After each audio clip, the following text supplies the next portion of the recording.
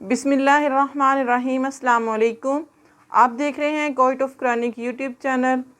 आज मैं आपके साथ 20वें रोज़े का बहुत ही प्यारा सा जिक्र बयान करूंगी।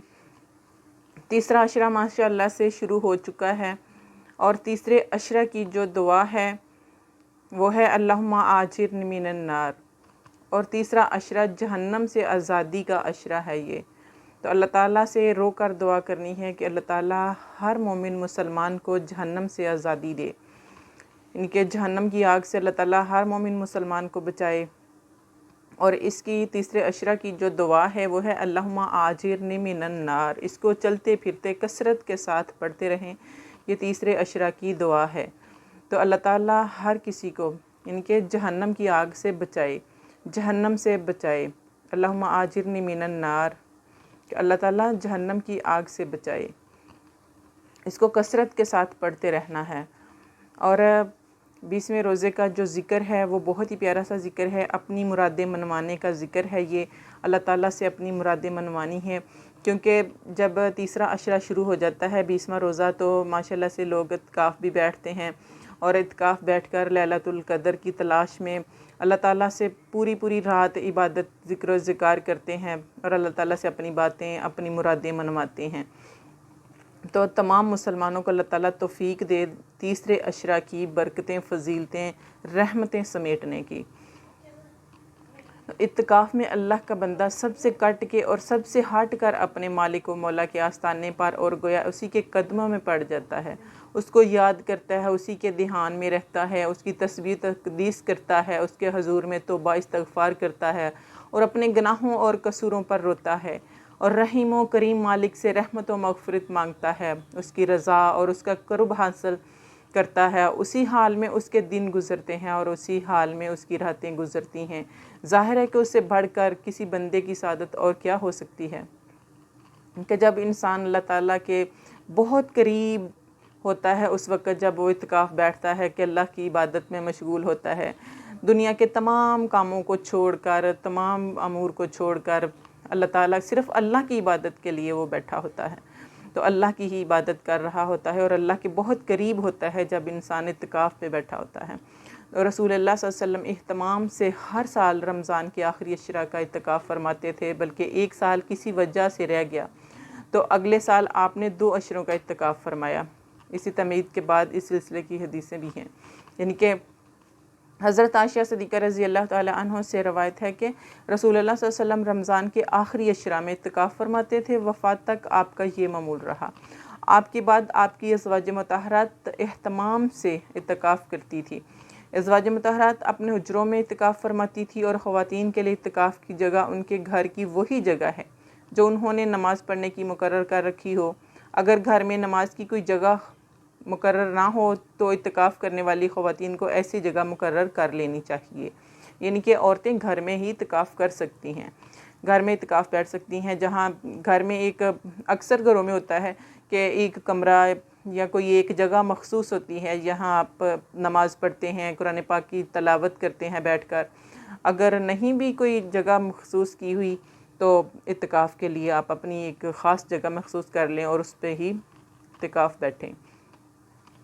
तो इनके माशा सदीक़ा भी घर में ही, अपने घर में ही इत्काफ़ फरमाती थी।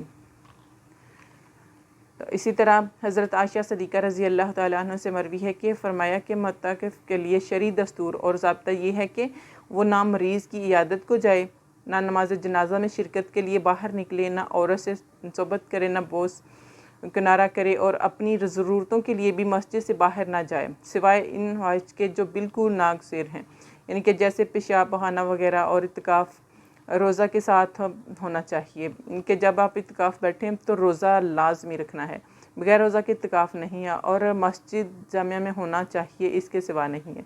इनके मर्दों के लिए है ये कि वो मस्जिद में इत्काफ़ बैठें और बग़ैर ज़रूरत के बाहर नहीं जाएं।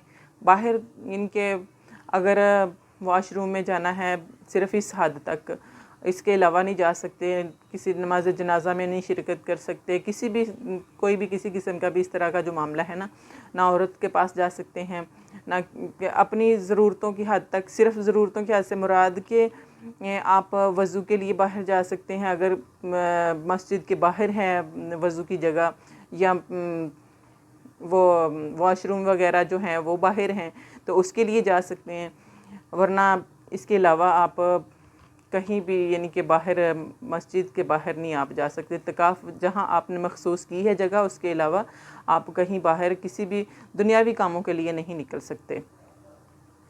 تو اللہ تعالیٰ نے یہ اتنا پیارا مقدس فریضہ ایک دیا ہے کہ اعتکاف میں جب آپ اعتکاف بیٹھتے ہیں تو اللہ تعالیٰ سے اپنی تمام قسم کی، یعنی کہ یہ عشرہ جو ہے جہنم سے چھٹکارے کا عشرہ ہے۔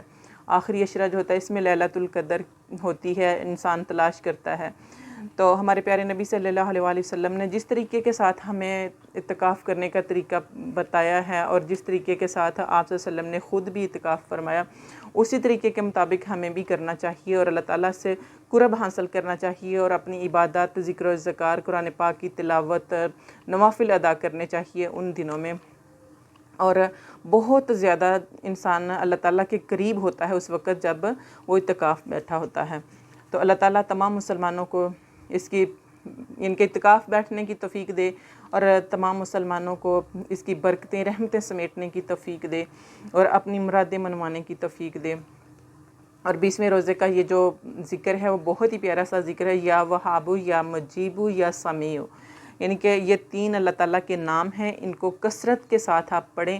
ساتھ قرآن پاک کی تلاوت بھی بہت زیادہ کثرت کے ساتھ کریں جب آپ اعتکاف بیٹھے ہوں، اور اعتکاف نہیں بھی بیٹھے ہیں تو پھر بھی آپ تیسرے عشرہ کی جو دعا ہے اللہم آجرنی من النار، اس کو کثرت کے ساتھ پڑھتے رہیں، اور یہ ذکر جو ہے اس کو بھی بہت زیادہ کثرت کے ساتھ چلتے پھرتے آپ پڑھتے رہیں، یا وہابو، یا مجیبو، یا سمیع، اس کو بہت زیادہ کثرت کے ساتھ پڑھیں، اور اللہ تعالیٰ سے اپنی مرادیں منوائیں، اور اللہ تعالیٰ سے اپنے ان کے جہنم سے چھٹکارے کا یہ عشرہ ہے، تو اللہ تعالیٰ تمام مسلمانوں کو جہنم سے چھٹکارا عطا فرمائے، اور تمام امت مسلمہ کو جہنم کی آگ سے آزادی عطا فرمائے اللہ تعالیٰ۔ آپ کو میری ویڈیو پسند آئے، لائک کریں، کمنٹ کریں، شیئر کریں، چینل کو سبسکرائب کر دیں، بیل آئیکن کو پریس کریں تاکہ ہر نئی آنے والی ویڈیو بر وقت آپ تک پہنچتی رہے۔ اللہ حافظ۔